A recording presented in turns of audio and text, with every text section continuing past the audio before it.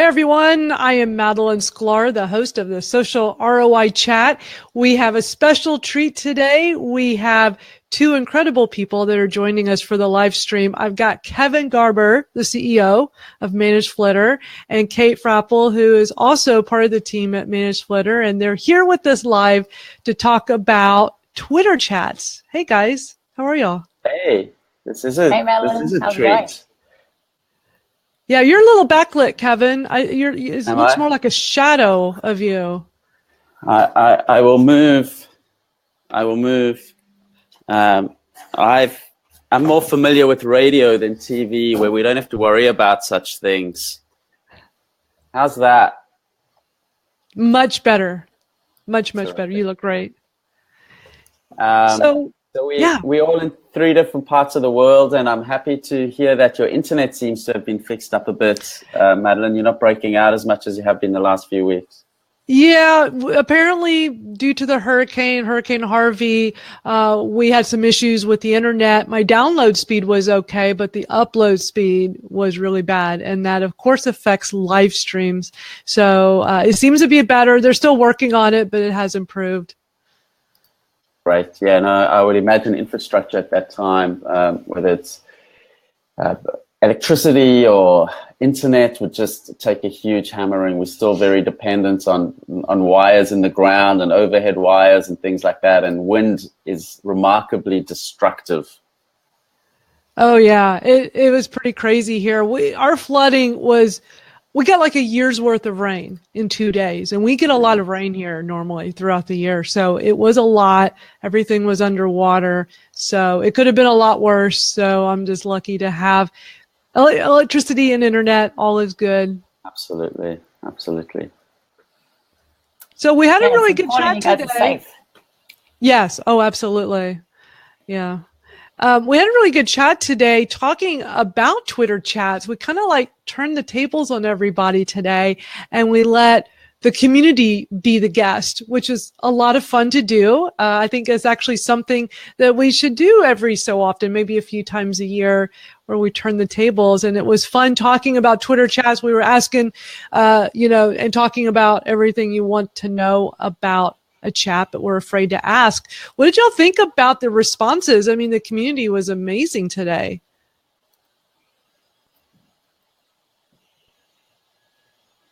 Hey. Yeah. Did you guys hear me? Did you hear me okay? I heard you okay. Oh, okay.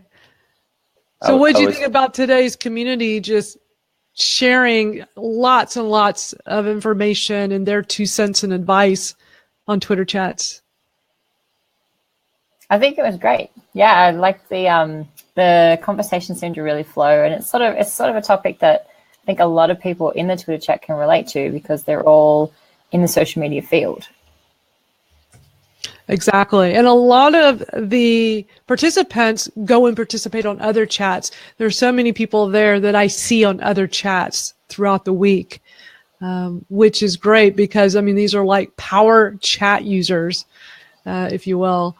So they actually had a lot to say today. But Kevin, we asked you at the beginning of the chat, how has ManageFlitter benefited from hosting? You guys have been hosting this chat. We started it back in January. So we've been doing this for quite a while now. How has this benefited you and the team there? Yeah, it's been... As you know, we do a lot of experimentation and trial and error, and Twitter chats have been something that I've wanted to do for a long while. Twitter chats are one of these obscure elements of online marketing that sort of evolved organically, and the official powers that be at Facebook or Twitter, or it's very much I hate to use this word, but a little bit of an underground thing, Twitter chats. I'm not quite sure Twitter realizes how popular Twitter chats are. And it was a bit of an experiment, bit of an excuse for us to reach out to our customers, keeping dialogue with our industry, people in our industry, and keeping dialogue with people in, that are prospects and our existing customers is incredibly important. And it's so easy to forget to do that. It's so easy to get consumed in the day-to-day and building product and testing new features and thinking about your Facebook ads and your Google ads, but it's so easy to forget to talk to people in your industry. So it forces us each week to dive into the community and throw out a topic and throw out a guest and keep us a little bit engaged with also the developments in the industry, because the industry moves so fast. I mean, I woke up to the news that Twitter is going to potentially be experimenting with doubling the tweet numbers, the tweet characters as well. So isn't it just going to 180 from 140? I haven't had a chance to actually see the details, as you know, the Twitter chat kicks off at 8 a.m. So I actually won't bore you with my daily routine, but I woke up and went for a little walk to clear my head, and then came back and got straight into it. And I haven't read in detail, but I'm not exactly sure. I need to do a bit of research, but it's a good way of us. There's so much going on whether it's Facebook ads, Twitter ads, SEO, content marketing, everything's such a specialty that it's an excuse once a week for us to just dive in and get some insight. And of course, people's answers are always so great, and we always learn so much. Absolutely. Yeah. What do you think, Kate? Yeah, I think it's great. I actually had no idea about Twitter chats until we started the Social ROI one. Really? Okay. Yeah. I wasn't sure what they were, and but once we got started, there's just so much potential and room to grow. And I think even just myself, I've joined a few different chats over the past couple of weeks, and it's great for community building. My followers have just skyrocketed. And you see the same faces in a lot of the chats, and they sort of become like a virtual community or group of friends even.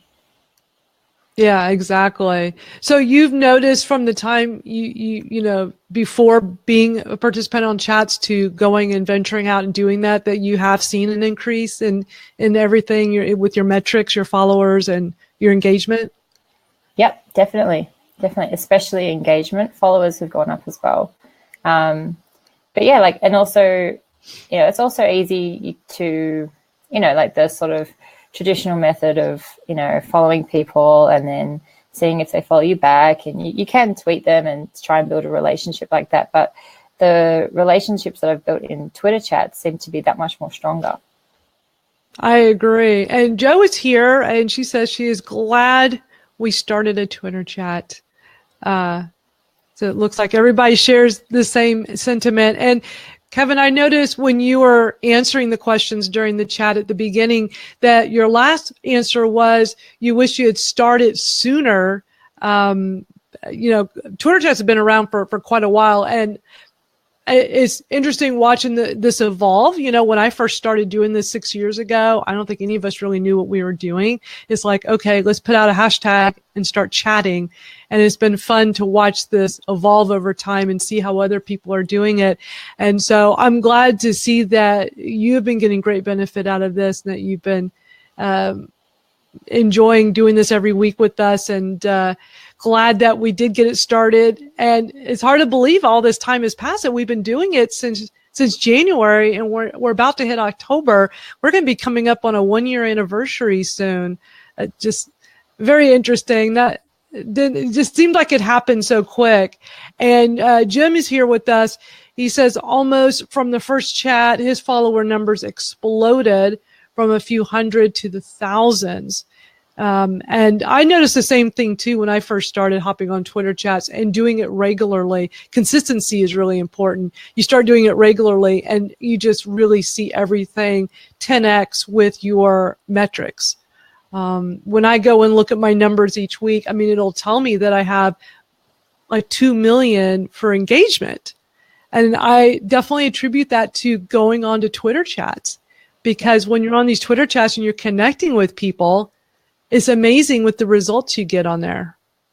Definitely. And I've even found as well, there's a couple of people, there's ones that stand out as well that don't necessarily join the chats, but they sort of, I'm unsure exactly what they do, but I have a feeling they come back to my profile and they start retweeting some of the stuff you've said because, you know, there's still value in what you're saying, even though they might not necessarily even know the question. Right. Very true. Yeah, I think it would be great if Twitter actually built some tools for Twitter chats as well. That embedded in their app, they had some way of surfacing Twitter chats and also just a Twitter chat room. You know, the internet, even pre-internet, one of the first uses of online, you know, computer-mediated communication has been chat rooms.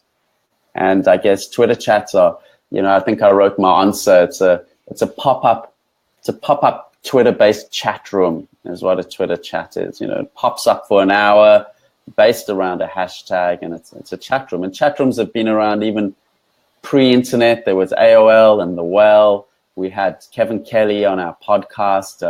You know, people don't know, we actually do a weekly, Kate and I, we put together a weekly podcast, and we were lucky enough to interview Kevin Kelly, who's a technology, you know, a real visionary, and he was one of the founding editors of Wired magazine, and he was speaking about his involvement with the Well, which was pre-AOL even, and it was chat rooms. So, you know, in a way, sometimes we think things have changed and things are new and for the first time, but they actually haven't. There were AOL chat rooms.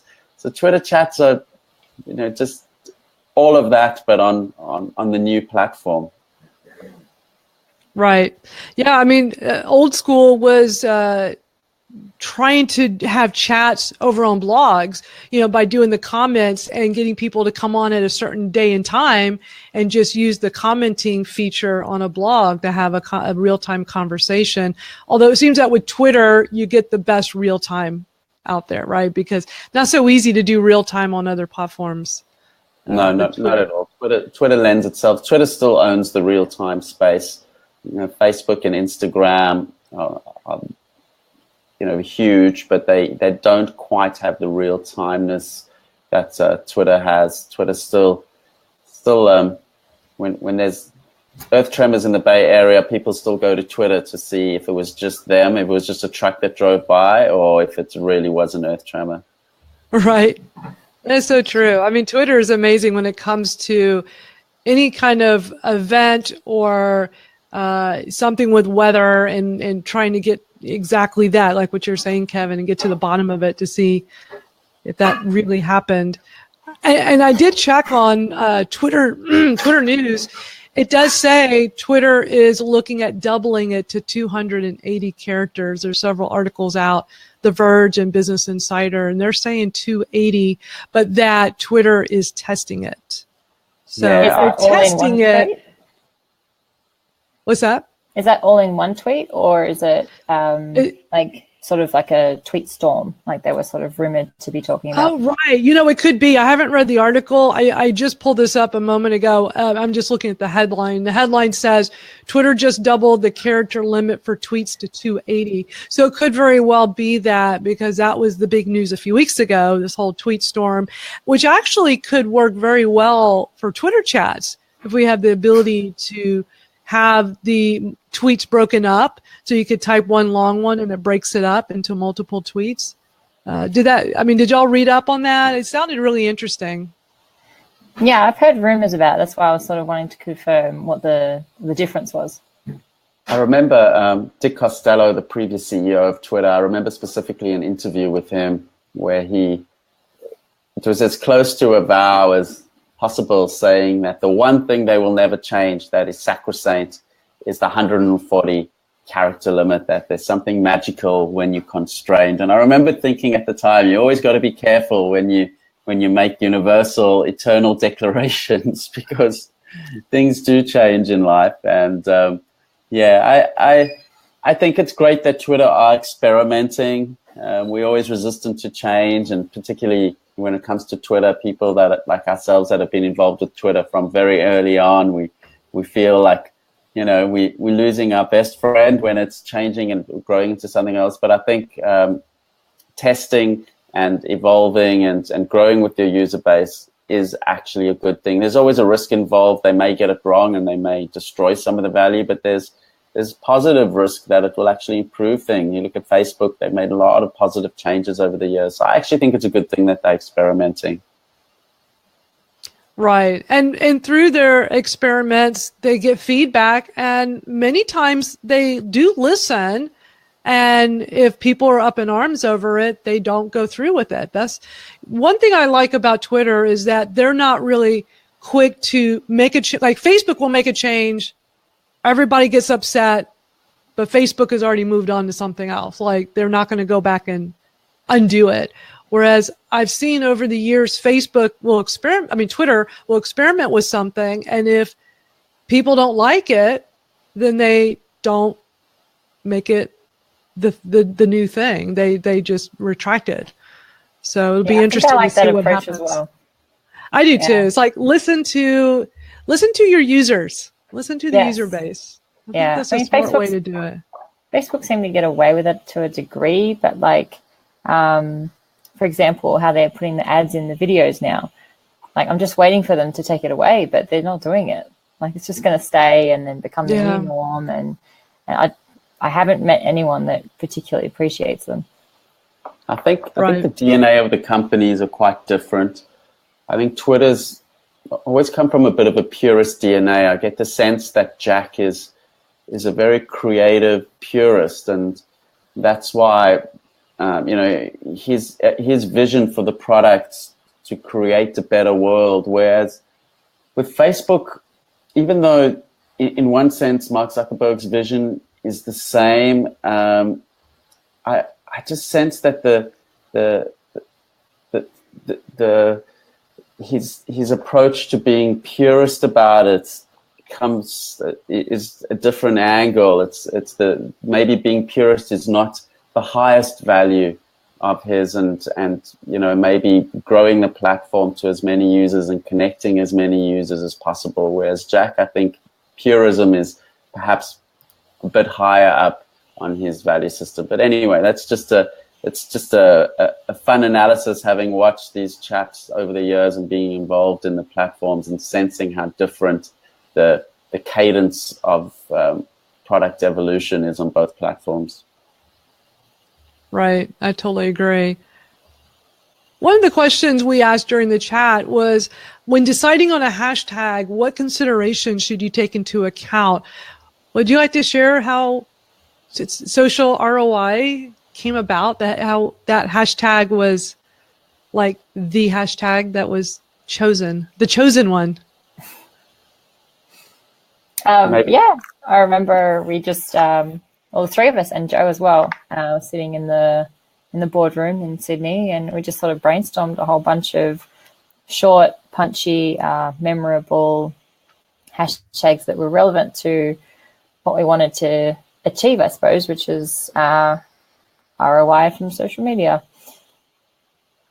I think also just, it was a bit of a tricky decision whether to have a brand name or not. Yeah. And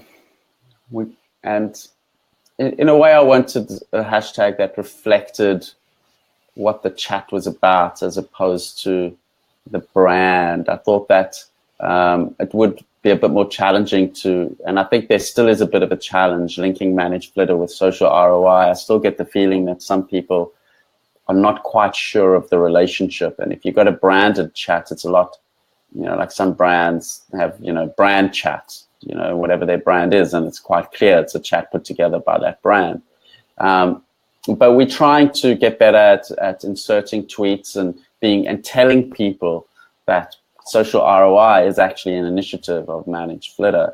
And I quite like the concept of having because the hashtag sends, brands can brand the topic and the area of discussion, and it does half the job for you on that side of things. And I quite like the spirit of having a chat that's not branded specifically around your brand. But I'm still not sure whether a branded chat is better for the long term or not. But I quite like the spirit of social ROI, which is where we want to bring a chat where we actually talk about how to get benefit out of social and online in general. I mean, the chat is actually a bit more broader than social.